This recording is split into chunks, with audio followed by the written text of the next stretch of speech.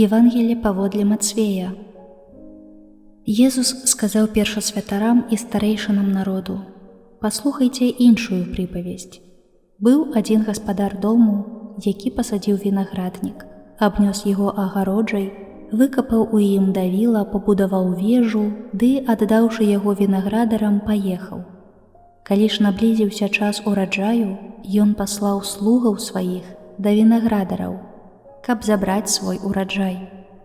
А вінаградары, схапіўшы слугаў ягоных, аднаго пабілі, другога забілі, а іншага закідалі камянямі.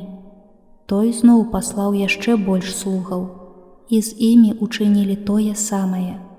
Урэшце ён паслаў да іх свайго сына, кажучы: «Ушануюць сына майго». Але, убачыўшы сына, вінаградары сказалі адзін аднаму: «Гэта спадкаемца, хадзімце заб'ем яго і завалодаем спадчынай ягонай». І, схапіўшы яго, выкінулі з вінаградніку і забілі. Калі ж прыйдзе гаспадар вінаградніку, што зробіць з гэтымі вінаградарамі? Адказалі яму: «Злачынцаў гэтых пакарае ліхою смерцю, а вінаграднік аддасць іншым вінаградарам, якія будуць аддаваць яму плады ў адпаведны час». Езус кажа ім: «Няўжо ж вы ніколі не чыталі ў Пісанні? Камень, адкінуты будаўнікамі, стаў галавою вугла. Пан учыніў гэта, і дзіўнае яно ў вачах нашых.